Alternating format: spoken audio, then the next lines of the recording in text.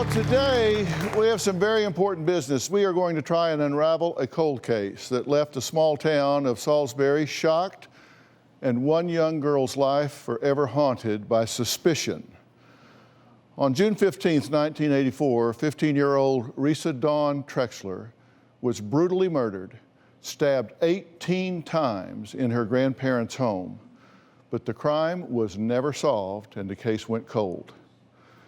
The victim's 13-year-old sister, Jodie, was the prime suspect. But no matter how many times she was interrogated by police, Jodie maintained her innocence. Now, it has been over 3 decades since her sister was killed, and the townspeople haven't stopped gossiping, some of them accusing Jodie of murdering her only sibling. Well, that's why Jodie wrote to me. She said she is finally ready to tell her side of the story. She says she wants to end all the rumors once and for all. Take a look. My sister Reesa and I were close. We had typical sister fights, nothing major. As we became teenagers, I definitely looked up to her. June 15th, 1984 was a typical day. My sister had a couple friends that had come over. We all hung out. Her friends left later that afternoon, and my sister went next door to my grandparents' house. It had been about an hour. I had just been hanging out in the house. I started to walk to my grandparents' house and noticed that my grandmother's car, my grandfather's truck were both gone and the front door was shut. So I just assumed my sister had left with one of them, which was not unusual. So I came back into our house. I was in my bedroom. I heard my grandfather screaming. I looked out the window and he was coming out the front door. His hands were in fists and he was just screaming hysterically. I called 911. I ran back next door and I saw my sister in their spare bedroom. The entire room was just covered in blood. It was a horrible sight. And I saw my sister on the floor. She was mostly covered up with a blanket. I could see part of her face and her hair. I don't remember much more about the day Reesa was murdered. It was just a big blur at that point on. That's the house my sister was killed in. A few days later, we were in the funeral home. There were hundreds of people. I remember being puzzled seeing her in the casket because she didn't look like herself. They had put stuff over her face to cover the wounds. She had been stabbed so many times in her face and neck, and they had to cover all that. It made her look so different and strange. It just seemed unreal. A woman came up and got in my face and said, "Now, aren't you the sister? Tell me exactly what happened." It was insane. I was 13 years old. I was a child. I was very confused. Well, imagine after all that, the devastated 13-year-old Jodie becomes suspect number 1. I don't know why I was made the primary suspect other than the fact that I was home alone and so close when it happened. Right after her funeral, the detectives started interrogations with me. They would just make me go through details of the day over and over. I guess they were hoping I might slip up and say something different. And ask me point blank, "Did you kill your sister?" And of course I said no. The police made me give spit samples, hair samples, fingernail samples. My mother and father weren't allowed in the room with me. I was scared. I kept thinking to myself, are they going to arrest me for this? I felt like they had it in for me. At that point, they harassed me for a while, but once we had an attorney, they knew there was nothing they could do legally. They eventually left me alone. I believe they interviewed pretty much everyone in my family, but to my knowledge, I don't think they made my grandfather go through any kind of interrogations like they had done with me. If they did, I was not told about it. I guess they thought I was just too young. It was very odd that I was interrogated so much more than any other adult was. Well, Jodie says for 34 years, she's had to endure people in the town calling her a murderer. After my sister was murdered, most of my friends could no longer really have anything to do with me. They were either afraid of me or their parents were afraid of me. The whole town immediately turned against me. There was way too much gossip going on. School was awful. I would go home from school every day and cry. I'm sure my parents were just as confused. For a while, I think my mom wondered I'm not going to say that I think she was convinced that I had killed my sister, but she would say things like, Jodie, now, are you sure there's nothing you want to tell me? You can tell me anything. I'll still love you no matter what. She would just hint around that she wanted me to confess something, but I had nothing to confess. Let's talk about the day of the murder. Your house and your grandparents' house where the murder took place are adjacent to one another. Yeah. In fact, you've described your grandparents' house as almost another room to your house. You kids just went back and forth like it was just an extension of your own house, right? That's correct. And you say that early June 15th, 1984, two boys, friends, came over. They were friends of yours or friends of your sisters? So they were both 15? Yes. Okay, and they had been there and were making sandwiches, right? And just kind of hanging out? Yes, we all made sandwiches for lunch and just hung out, listened to music. Were either of these a boyfriend of yours or your sisters, or just friends? Just friends. They were friend boys? Yes. Not One boyfriends. lived in the neighborhood, so they had been friends with my sister for years. Were they ever considered suspects? I know one of them was in particular. He moved out of town not long after that, which I think made everyone more suspect of him, thinking that he was fleeing. Packed up and left? Right. So you say then the boys were there 2 or 3 hours making sandwiches, hanging out, listening to music, then the boys left. Correct. And Reesa goes next door to your grandparents' house alone. And what would cause her to go over there in the middle of the day by herself? We didn't even need a reason. And where were you when she went next door? I don't remember exactly where I was in the house, but I was in our house. Yes. Did she tell you she was going over there? No. How'd you know she went over there? She wasn't in the house anymore. We just knew. That's just what we did. You say an hour later, roughly, you see your grandpa exit the house, but now he's screaming. You heard the screams first? Yeah, where our bedroom was located, we shared a bedroom. It had a very big window, and through the window you could pretty much see their entire house, including the front porch. And so I was in our bedroom. This was summertime. We had those roll-out type of windows. They were open. So I was in our room, and I heard the screaming, looked out the window, and saw my grandfather coming from the front door. When you see him run out of the house screaming, what do you think? I didn't know what was going on. I knew something was wrong, something had happened. He was screaming help, and I ran out and ran next door, and he wouldn't let me past him. He just kept yelling, call an ambulance, call an ambulance. So I ran back home, called 911. Did you have any sense who you were calling an ambulance for? Did you wonder? Did you think it was your grandmother? Yeah, I didn't know. I didn't know if it was my grandmother, my sister, what had happened. I certainly wasn't expecting something like that. So you call 911 and say, I need an ambulance, okay? And what'd you do then? I ran back next door. Your grandfather's still in front of the house? Yes, I ran past him. He tried to stop me from running by him, but I got by him. You go in the front door, there's a little entry area there, and then what's the first room you enter? When you go in the front door, you enter the living room. You see anything in the living room? No. Look normal, nothing overturned, nothing? I ran into the hallway, and the kitchen's to this side, bathroom, and then the bedroom's to this side. I turned the corner, the bedroom door was open, I looked in.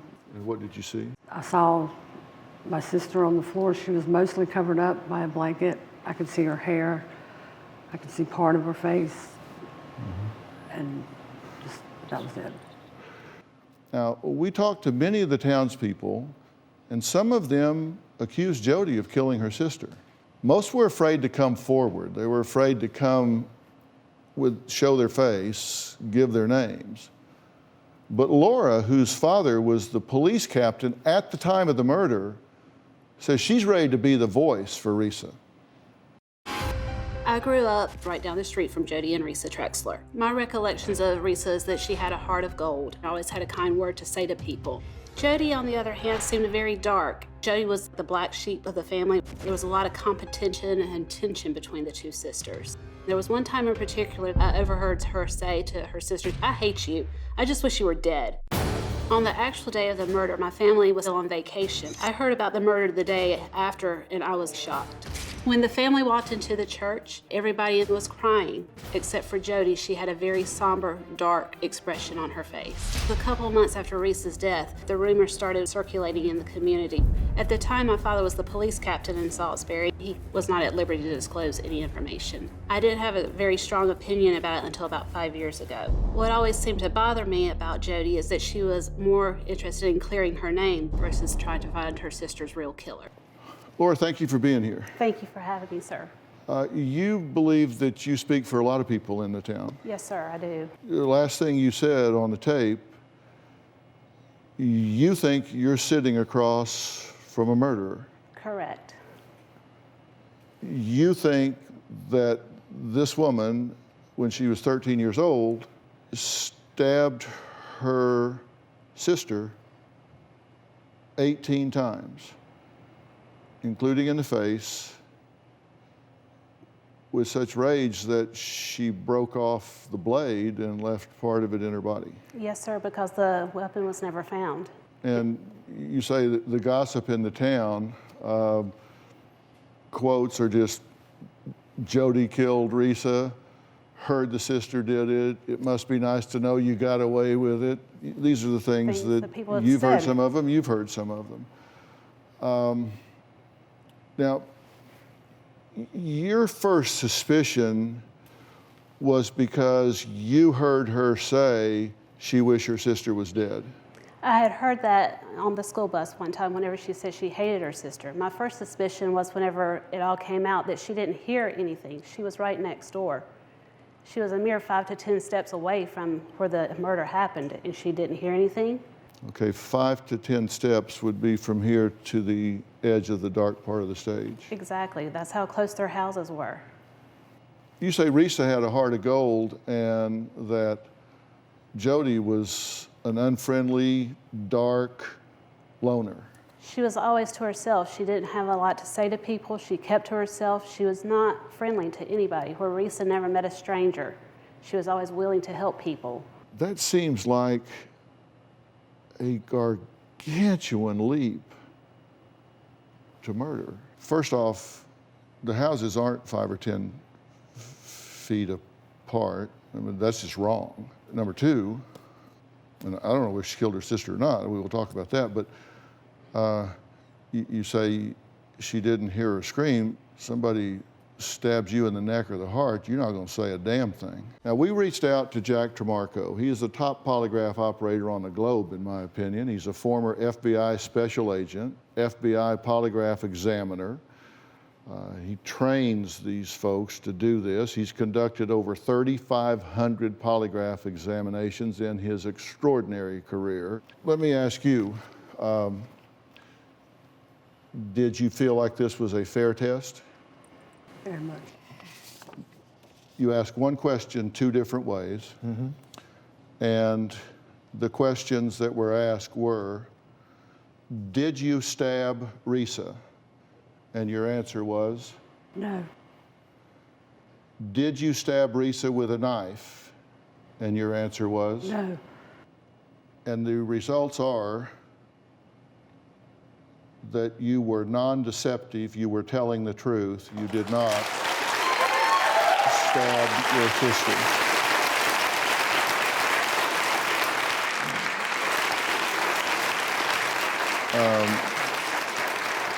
It says here that when the results were scored, there was a 7+ with a 2+ needed on this particular protocol, so this wasn't a close call. No. She would have needed a -4 or above to have failed, a +2 or above to have passed, and obviously +7 is well above that. Laura, what do you have to say? You wanted the polygraph administered. I would like to say formally that I apologize to her for accusing her. Recently, we were on the edge of our seats trying to get answers as to who was responsible for the death of 14-year-old Lori Ann Hill 29 years ago. Lori's sister Rachel was pointing the finger at her little sister's ex-boyfriend Walt over her murder. Here's what happened. Lori was 12 when she met Walt. Did you kill Lori Ann Hill? I haven't had a chance in 27 years to miss my sister. It's been so consumed with catching Walt Zembeck. I hate you, and I know you killed Lori. You are convinced that Walter Zembeck did this to your sister. Beyond a shadow of a doubt. The rage I feel about Walt is overwhelming.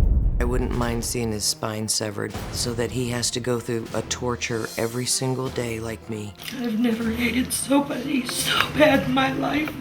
We're not looking for vigilante justice here. Walt says he is innocent. Rachel has become fixated on me as the one and only person of interest in her sister's death, but I had nothing to do with it. I've always been in love with Lori, and I still love her even today. I did not have any scratches, blood, or any mark whatsoever on my body. When I learned that Lori had been murdered, I was crushed. The police have no evidence against me whatsoever. I'm innocent. How do you feel sitting across from the man you believe bludgeoned your sister to death? Absolutely sick to my stomach because I know you killed Lori. I know it, and you know it. I think she's lost her mind. Did you lie to the police? I'd give two conflicting stories at one time where I left out the fact that I was actually with a girl the night that this took place. Why would there be two versions at all? I mean, somebody's dead here. I was 18 years old. I was scared. I was nervous. Did you have 4 different alibis? I was at the mall. I've always said I was at the mall. Did you talk to her that day?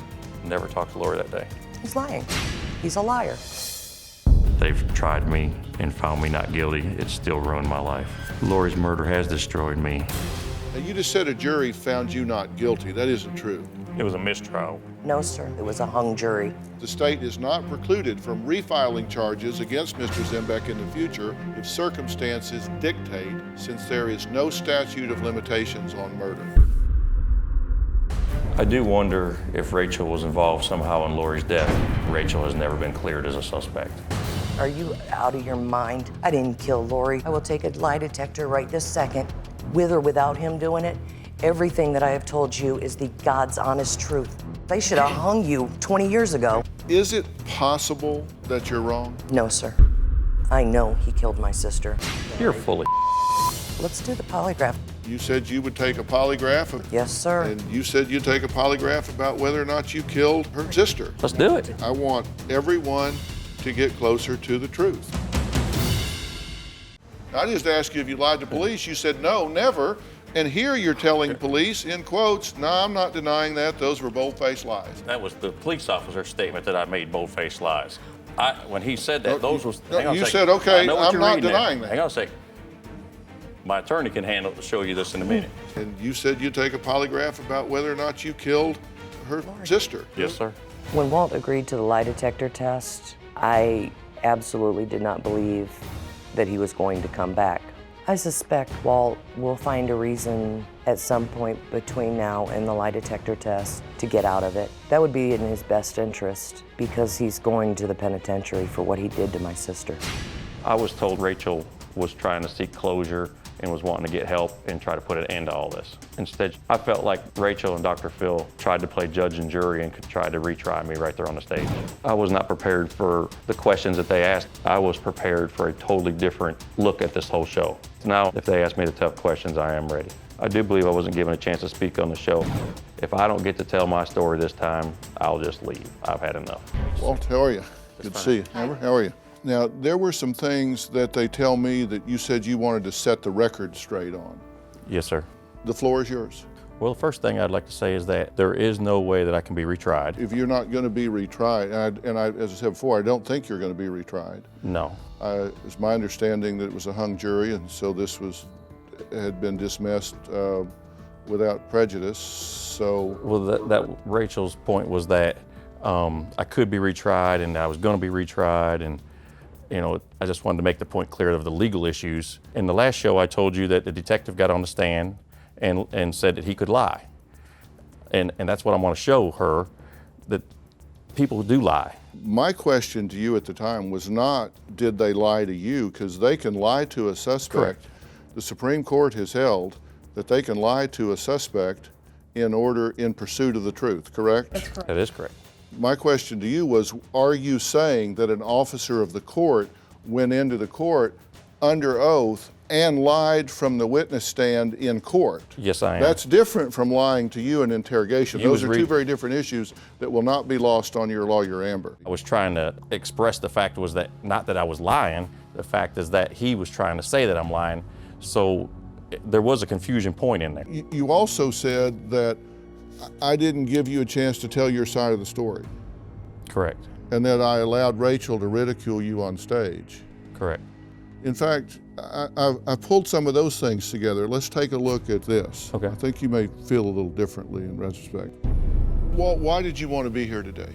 This is my first chance since all the trial and everything to be able to give my side of the story of what actually has happened. You know she's completely wrong because you know you didn't do it, right? That's correct. And you've not been convicted of doing it. And at this point, you understand that there is some basis for her suspicions from her standpoint, or you think no? I think she's lost her mind.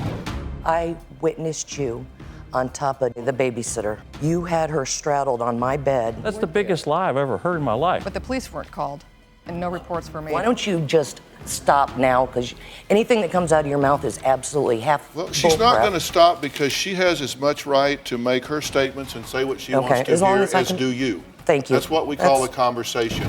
There was no DNA found on the body from him. If you think he did it, then prove it.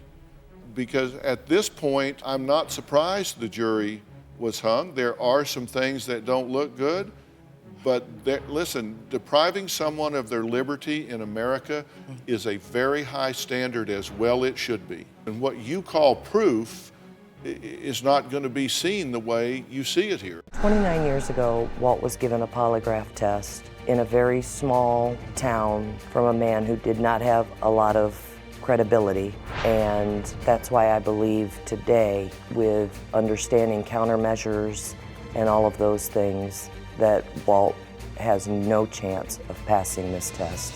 I believe that Walt's polygraph will show the world what a liar he is. Rachel has been watching our conversation, and she's going to join us now. Dr. Phil, Good to see you again. nice to see you again. Thank Have you. a seat. Rachel, thank you for being here. You've been listening from another room. You've been able to watch and see what's gone on so far, right? Yes, sir. Do you have a specific goal in being here today? The reason that I am back here is because he did attack my babysitter. He did kill my sister. You were administered a polygraph by Jack Tremarco, correct? Yes, sir. It appears the question was very straightforward. Did you kill Lori? And your answer was? No. And it was in a second form. Were you directly involved in causing Lori's death? And your answer was? No. The results say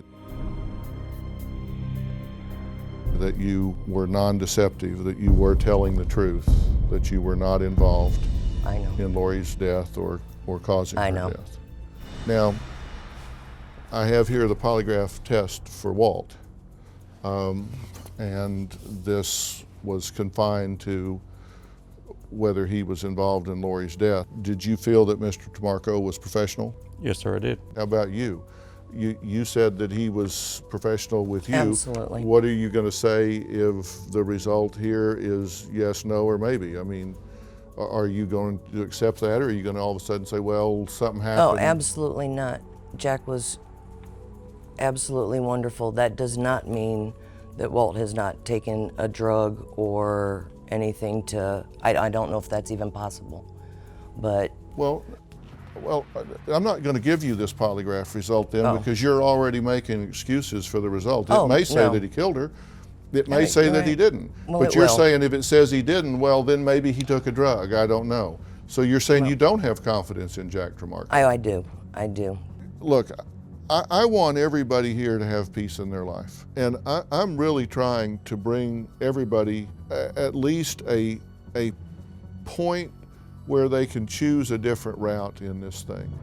And this, I believe in Jack. I think he's valid. And I do too. if he failed his Yes. polygraph, then I think this case needs to be reopened. If he didn't, then I think you need to change your position. I mean, if he passed this polygraph, then I think you need to say, well, you know what, I need to move on and try to find out who hurt my sister. who killed my sister. But if you're already saying, well, I'm just going to explain it away, No, I won't. then I refuse to open the envelope. I refuse to do it. I care that Lori gets some justice one way or another. So do we open this or do we not? Yes, I'd sir. say let's open it.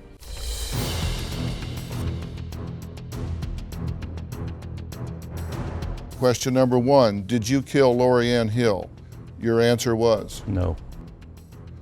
Were you present when Lori died? Your answer was? No.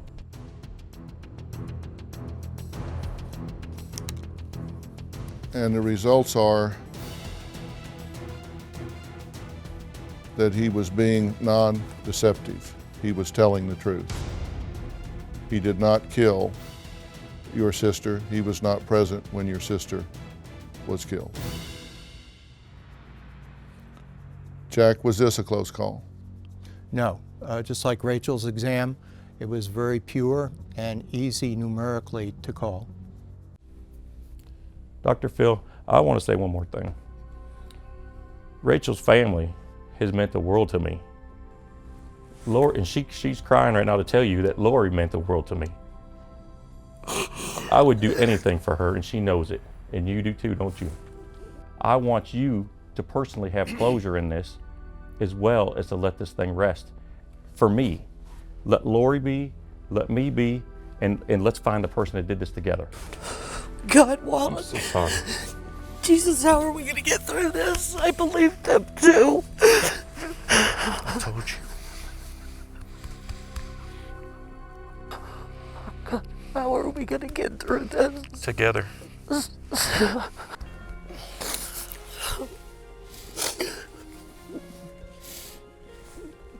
The Sands didn't kill her. They did. Oh, Jesus.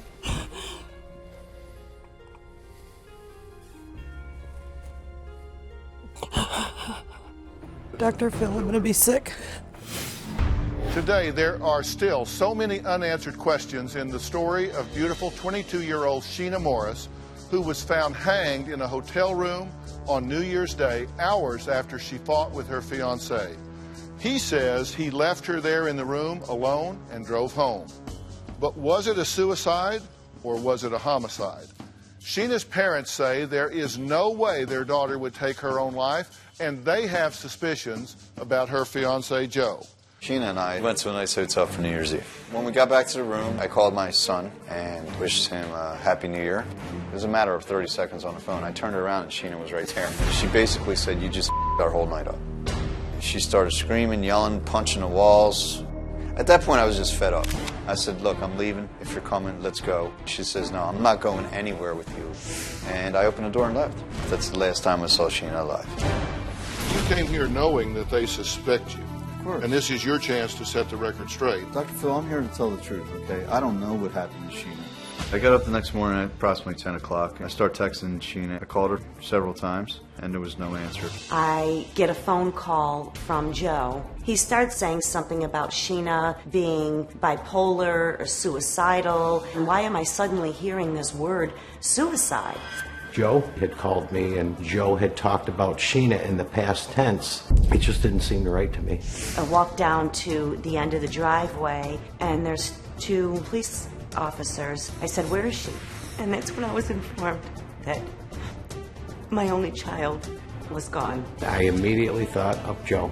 You know that these two people think you had something to do with their daughter's death. I sit here and listen to all these lies, and I'm just in awe. I don't even know how they can say these things. I don't even know if I can do this. Joe was the last person to see Sheena alive, and the pattern of conduct just doesn't fit. They just said two lies. There was two lies right there. What were the two lies? Well, he said I was the last person to see Sheena alive. It's not true. The two officers that showed up after I left were the last two people, I think, to see Sheena alive. Well, if you killed her, you were.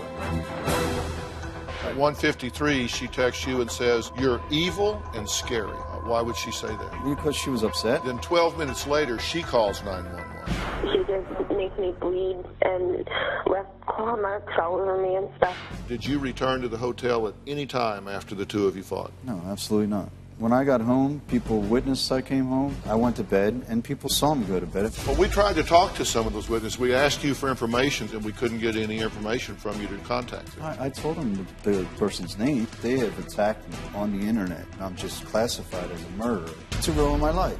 Like No, you it's have not been trying to ruin my life for no reason. I'm not trying to ruin your life. Kelly, you have no evidence. I am trying to find out who murdered my daughter. That's fine, but you don't call me a murderer. I have a disclaimer that we are not calling you the murderer. You saw suicidal behavior on her part days leading up to this. If you thought she was suicidal, why would you leave her alone, stranded on an island in a hotel, after a fight with you? This was consistent with Sheena.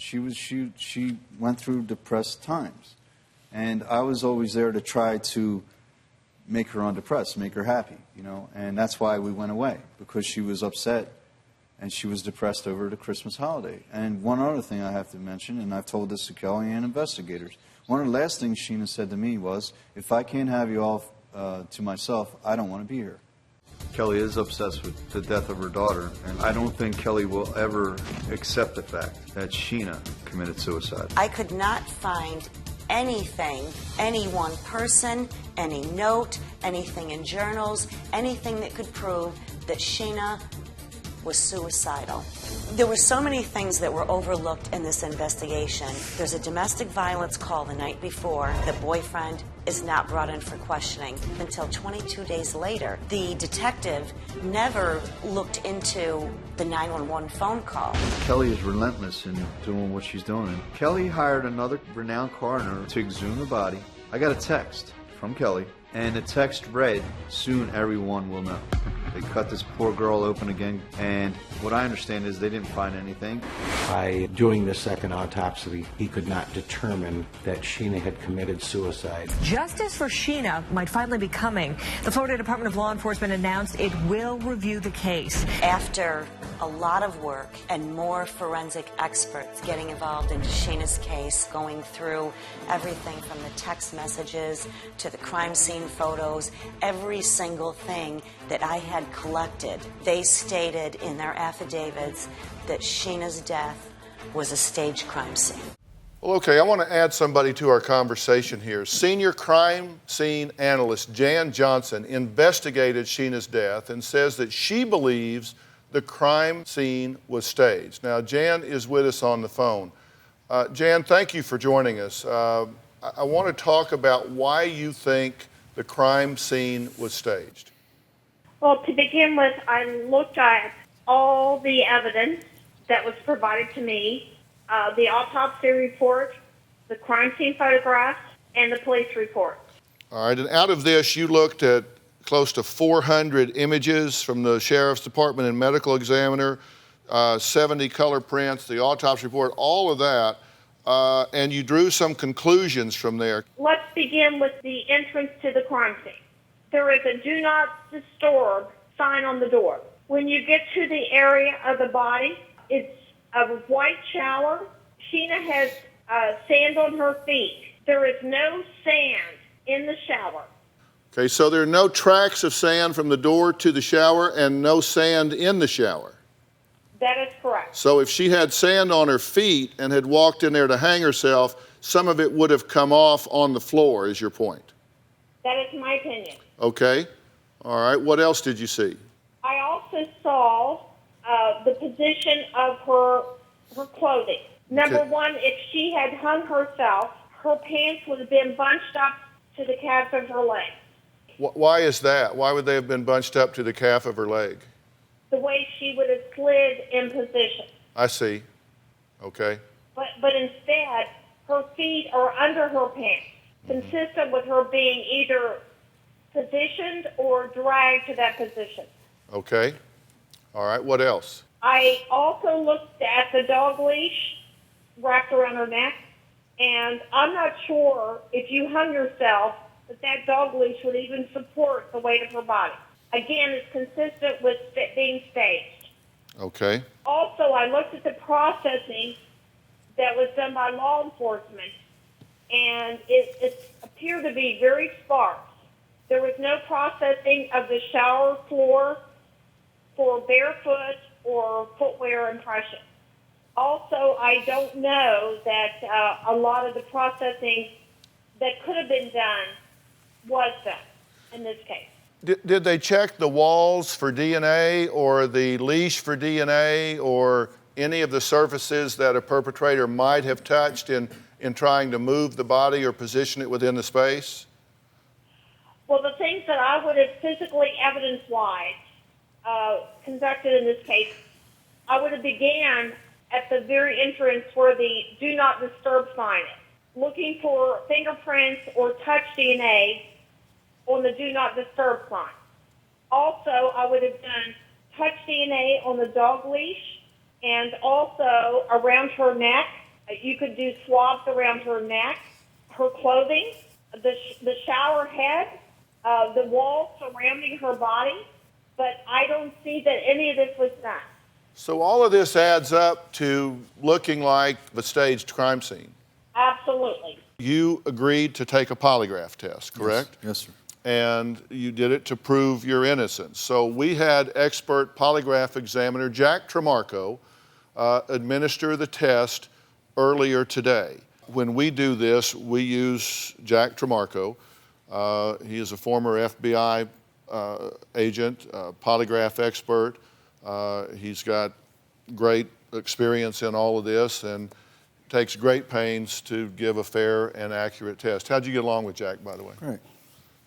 Did he explain everything to Yes. your understanding and liking? Yes, he did. Were you clear on the questions that you were asked as to what was being asked of you? Yes, pretty much, except for one question I was uncomfortable with. It asked if you ever hurt anybody before 2009, and I was kind of, obviously you get in fights when you're Right. a kid and stuff, but he made it clear to me that it was only pertaining, to the actual scene, Right, we're talking just about this Right, situation. right. But I was just uncomfortable And with Sheena. that. So you explained and defined these things, correct, Jack? I did, Doctor. In fact, Joe's concern was to some of the other peripheral questions, but he didn't have any questions about Sheena questions. The first question asked, did you kill Sheena Morris? Your answer was? No. All right. The second question, were you involved in causing the death of Sheena Morris? No. And your answer was no. No. And the polygraph result on both questions is that answer was deceptive. That you were not telling the truth when you said that. I don't know what to tell you, but... So, what do you have to say? Well, I don't know if this is good for TV or what, but the point of the matter is, Doctor, I know I went home that night, and people saw me home that night, and I was there all night. Now, I'm nervous and such. I wouldn't never do anything like what you guys are trying to say. Now, wait a minute. Don't say what I'm trying to Right. say. Now, Joe, that's not fair. I understand. That's not fair. Don't give me that crap. I've been very fair with you, and don't give me that, oh, that's good for television. Because I asked you, I brought you the top professional in the country. You agreed to take the test. I asked you before in this envelope, was the test fair? Were you comfortable with it? Were there any problems whatsoever? Were you comfortable with him? Did everything go well? Was the protocol right? All of that. And the result isn't what you want. You say, oh, well, you're just doing this for television. I resent that. That is not what is going on here. I have been straight and fair with you, and you know that. All right, well, I'd like to take it again then, because Well, then- obviously it's wrong. Okay, well, and listen, I want to help you any way that I can. Yeah, but don't insult me when I have gone to great lengths to bring you the top professional here. You asked to do it. I want to help you, man.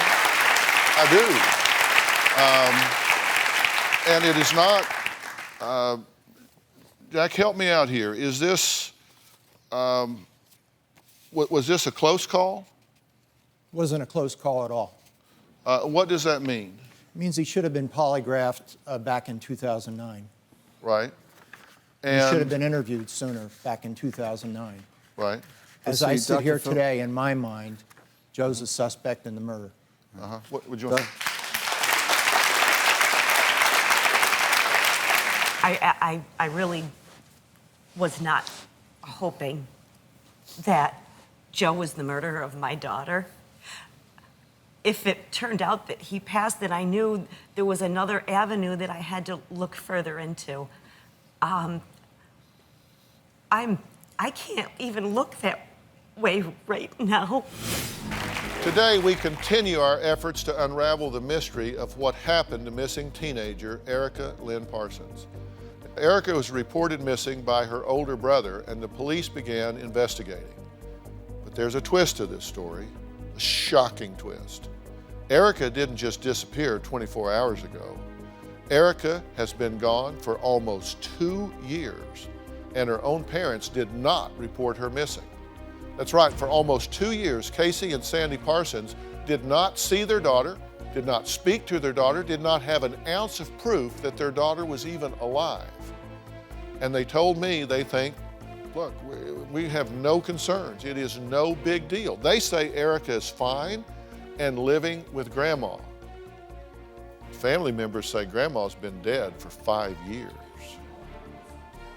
Now, Erica was just 13 years old the last time anyone saw her alive. Where is she? Do her parents hold all the answers or none of the answers? Here's a look at what happened in part 1 of our interview. Erica's not missing. Erica is with Nan. You dropped her to a lady at the McDonald's and you've not seen her since. I've not seen her since. You thought you knew where Erica was. I didn't know where she was. Well, no, you don't know where she is. If you know where she is, then we could go get her. She's with Nan. Do you know where she took her? Do you know the Her address? house. No, I don't. Did you ever look at the house to see? No, she would send pictures of her house. Do you have those pictures? No. You talked on the phone, so you have her phone number. We have a cell phone number that got disconnected. You say that the last time you dropped Erica off with Nan, she was with a woman named Strawberry. Strawberry. So you say there was Strawberry, Kelly, Nan, Kelly, and a baby. And a baby. The police say this woman doesn't exist. There is no Nan. Sandy, you're this girl's father, and you go a year and a half, and you don't hear a peep out of her, you don't see her, you don't call her. How is that okay with you? I thought it was just a rebellious teenager that she'll come home when she needs something. I just knew Nan was taking care of her because... But how did you know that? Because my wife told her she was a good woman and everything. How did you know that? You never went to her house? Well, You never verified her name? This is not a little kid. This was a 14-year-old girl at this time. The bio mom posted something just recently. I am the birth mom. She has no family in Asheville, and I nor her dad have no clue where she is. She also says Erica's biological father's mother has been dead for 5 years. Now, Cassi and Sandy Parsons did not report their daughter missing. They say they had no idea that anything was amiss. That is, until the police showed up at their door.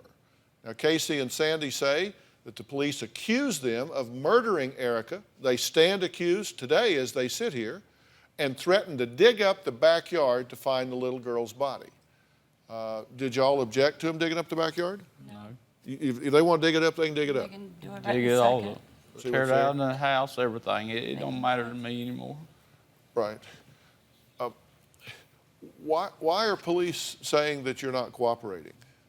I do not know. The only thing, we sit there for 2 days and being questioned, and they went completely silent after we got a lawyer. Now, when you took Erica to drop her off on 12/17, yes. She was going to stay for 3 weeks, you said? 3 weeks. So through Christmas? Through Christmas. She was not going to be with her family on Christmas. She was going to be with Nan, who's picking her up at the McDonald's. Yes. Okay? And so when a teen goes away, they pack a bag. She packed a bag to be gone for 3 weeks. But you say when you got there, she didn't take her suitcase with her. No, she didn't. I was talking with Nan, and Strawberry had called her to the back of the car, the SUV they was in, and they had purchased all new clothes for her, brand new clothes, with tags, even the coat. Did you act as a surrogate for a couple in 2002? Yes, I did. And was it a good delivery and baby was fine? The delivery was good, yes. Okay, but there was controversy and drama surrounding that, correct? Mainly with my sister, again, causing the most controversy. Same one that... Same one. Okay, and what did she say? She called the intended parent and told them that I was trying to sell their baby.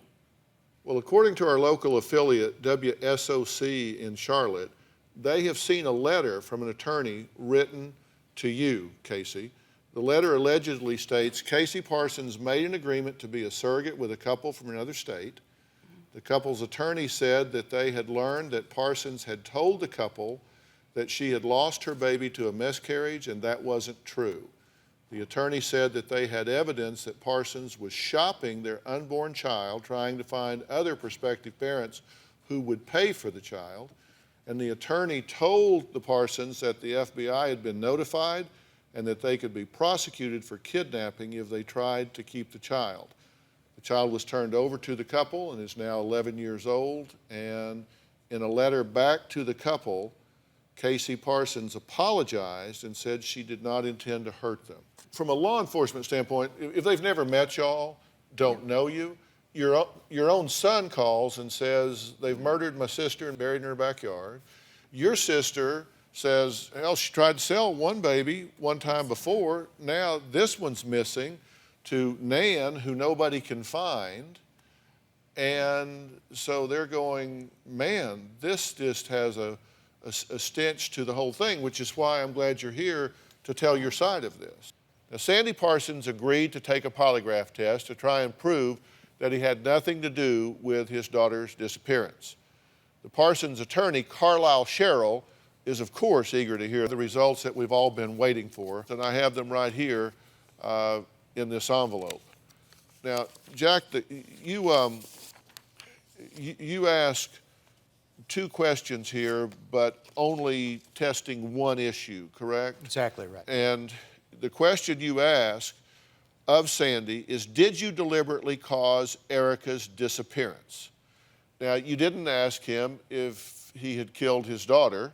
Why did you not ask him that? Quite frankly, we don't know that she's dead, so that would not be a good question. All right, then the second question, a variation of the first, you said, did you have a plan to cause Erica's disappearance?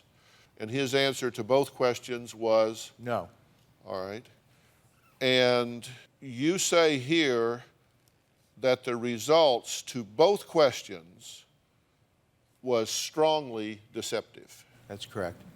The numerical scoring for that particular format was -9. In order for him to have failed this test, he would have needed a -4 or above. And so he was what I consider strongly deceptive to those relevant questions. This wasn't really even a close call. This was not a close call. It was just quite clear. Carlisle, what's your comment? We know that there are problems in what Sandy and Casey have been saying as far as logically.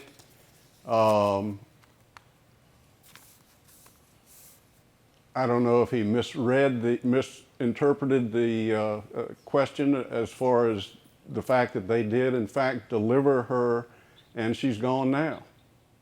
Right.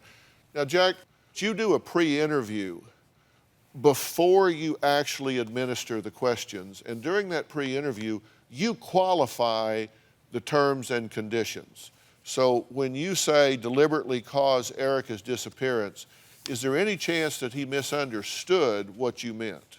No, Dr. Phil, we went through the operative words in that question. Deliberately caused, disappearance. He was of the opinion throughout that she has not disappeared. The child was given to Nan, therefore he's not responsible for that. I explained that if she was given to Nan and Nan was legitimate and they dealt in good faith, then he would pass this test, and of course he was not responsible for the disappearance. However, if they killed her or they sold her to someone or there was foul play, then he would be directly responsible for her disappearance. Okay. And he agreed with that.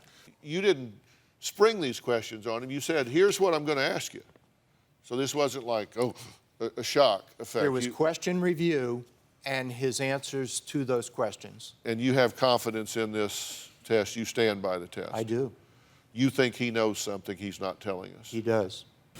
Yesterday, I sat down with Josh Young, who at age 15 made national headlines when he was arrested and thrown in jail for allegedly beating his 14-year-old stepbrother, Trey Zwicker, to death.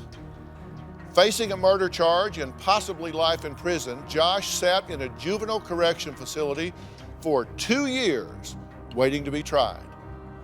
Then, suddenly, out of the blue, a year after Josh's arrest, Josh's father, Josh Gouker, made a shocking confession. He killed Trey, not Josh. And as if that wasn't bad enough, Gouker also admitted that he purposely set his son up to take the fall. Now, despite his father's admission of guilt, prosecutors still charged little Josh with complicity to murder and tampering with evidence, and he went to trial. Just 6 months ago, little Josh was finally acquitted of all charges. Josh Young had never talked about his side of the story until yesterday. He did not testify at his trial. We also spoke with Josh Gouker from behind bars, and he threw yet another bombshell into the mix. My dad, Josh Gouker, accused me of murdering my stepbrother, Trey. Did you have anything to do with that boy's death? No. Did you ever strike a blow on him? No, sir. You know that Trey's father still thinks you're guilty. He is absolutely wrong. Deep down inside, we knew who killed Trey, and that was Josh Gouker and Josh Young. I hate Josh Young because he got away with murder. All I want is my truth. All I want is my closure. I believe he's right. He's really too stupid to lie. I'm at a loss for words. I don't understand what this guy's problem is. Joshua Gouker hit my son in the side of the face while this young man finished it off. He is not the angel that sits on this TV. What do you want to ask Josh? Tell the truth. I've told the truth. The truth is that I had nothing to do with your son's murder. Well, it wasn't just Josh's father who changed his story about Trey's murder. The first time cousin Cassi spoke to police, she said she had no idea what happened the night Trey was killed. Then, just a few weeks later, Cassi was granted immunity for incriminating information she gave during a phone call with Gouker from jail in Alabama, along with a detective who was also on the line. First, she says it's Josh Gouker who killed Trey. Then she says, no, it's actually Josh Young, and he acted alone. Here's what she's telling us now. That night, we went to bed like normal, and then about 1 o'clock, little Josh come up there and was like, Cassie, you gotta wake up, wake up, wake up. And I'm like, leave me alone. And then the second time, little Josh said, I just killed Trey. And I'm thinking, you know, he's just pranking. And then the third time, Big Josh was with him, and he was like, hey, you gotta take him to get rid of this stuff. That's when I got up and took little Josh to the dumpster. There was a bag of clothes and a baseball bat. He threw it in the dumpster. I was still thinking he was lying, pranking me. I didn't call the police because I didn't think he would really kill that boy because, I mean, what was the point? When the detectives come by my house, I told them I didn't know what had happened because I didn't want little Josh and big Josh to think that I snitched on them. Big Josh took off with his son, first to Indiana, then to Alabama. When Big Josh called from Alabama with the detectives, Josh says, you know, your loyalties lie with me. Big Josh wanted me to tell him that he did it so he could take the fall for his son, little Josh. I just want Big Josh to know what he's done to me. He's never even said I'm sorry for what I did to you or anything. I didn't deserve this. You know, I was trying to build my life up and he destroyed it. So now I'm like at the bottom. So, Cassi, what is the truth? What happened here? I don't know what happened exactly. I don't know. I think they both were in on it equally. Well, did he wake you up in the middle of the night or did he not? Yes. He came and woke you up in the middle of the night and said, come take me. I need you to help me. I got to go throw away these bloody clothes and this murder weapon. Yes. That happened. Yes. You're telling the truth now. Yes. But you've lied repeatedly. True? Yes. I mean, who are you people? Honest to God, we've got a child here that has been murdered. Does nobody care what the hell happened? Does nobody care that this man has lost his child? But you're saying the night of the murder, that young man woke you up once, twice, a third time to go hide a murder weapon and clothes. Yes. You're saying that happened? Yes. Okay, but you didn't come forth. A child's life has been taken and you didn't come forth and tell anybody that someone had confessed that murder to you? Because I didn't think that he really did it. I mean, I didn't think he would actually kill that boy. Well, when you found out the next day that there was a child that had been murdered, did you link the two up? Well, I still didn't, I didn't know what to do. So when you're first asked who killed Trey, you say you did. This is your second story. You say that Gouker killed Trey. Why did you say that when you got the phone call? I didn't know what to say. I didn't want to be in this whole situation. That's why I didn't call the cops. I just wanted to be, not involved. But in this phone call, you say to the detectives that Gouker killed him. Now, you're saying he woke you up in the middle of the night with a murder weapon and clothes in a plastic bag, and you drive him to a dumpster to throw him away, but you don't tell anybody that. The next day you find out, wow, a child has lost their life. Then you get a call here, and you say Gouker did it. Why did you say Gouker instead of Young? You say, I don't know what to say. Why offer him up? Why offer Gouker up? I didn't know what to do. I didn't know what to say. Had he told you to say it was him because he was going to cover up for him? Yes. So that's why you said it. What do you mean you don't know what, you didn't know? You did it because he told you this is the story. Then he ambushed you on the phone. You didn't know which lie was current. Right. You didn't know, you tell him who really did it. You didn't know, are we sticking with you taking the fall or are we going to tell the truth now? Right. You didn't know. So then Detective Russ says, okay, immunity. You're not going to get in trouble. When pressed, Cassi changes the story to little Josh killed Trey. He woke her up 3 times saying he killed Trey, and she helped him take the bat and bloody clothes to a dumpster. You think the police might have wanted to know that the next morning? Yes, but, I would have been put in jail too, and I have kids. I didn't want to be involved in all this. I didn't think he would have killed that boy. I didn't really know these people. I knew Big Josh from, being in my family. I'm asking you, did someone come in that night and wake you up 1, 2, 3 times? Yes. And you're telling me it was Josh Young? Yes. And he said, I killed Trey? Yes, and one of the times Big Josh was with him, and I told the detectives that. Well, no, that's your 4th story. I've got that one up here, too. I haven't gotten to that box yet.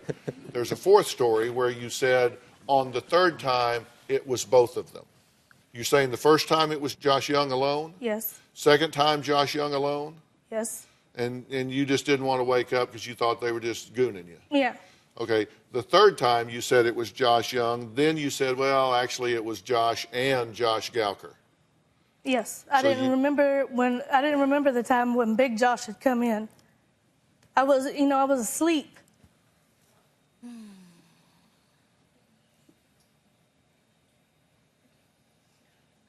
So they woke you up and you just miscounted the murderers in your room.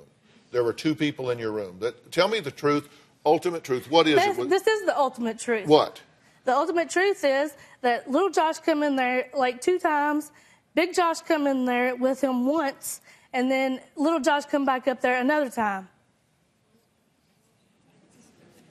Well, that's a 5th story. No, that's exactly what happened. You know, y'all are laughing and stuff, but y'all ain't listening and see. This is the truth. They're not laughing because it's funny. They're laughing because it's ridiculous. Josh, are you the real killer here? No, sir. Did you hurt that boy in any way? I did not.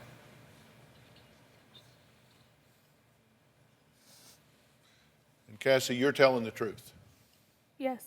You've told lie after lie after lie, but you're telling the truth today. You're saying this Josh Young came in your room, said, I killed Trey, I need your help. Yes. Cassi and Josh agreed to take lie detector tests. They agreed to sit down with Jack Tremarco and take a polygraph test, which is something that we do in a very serious way. So we step back and let Mr. Tremarco do what he has to do. Now, you both agreed to do it, and you did it. Let me ask you how it went for you. Was it a good test? It was a good test. Okay.